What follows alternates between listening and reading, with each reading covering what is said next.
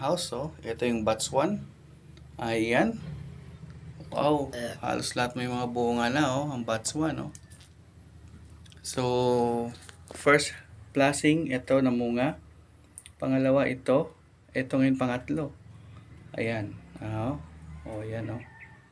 Malalaki.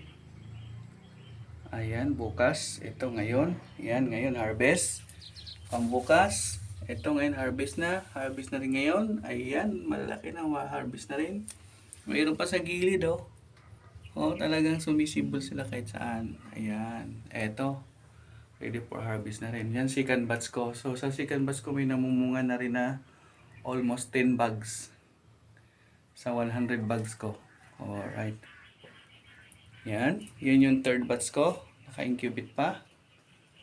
So, itong ko halos 50% na ang namumunga. Yan. Alright, alright.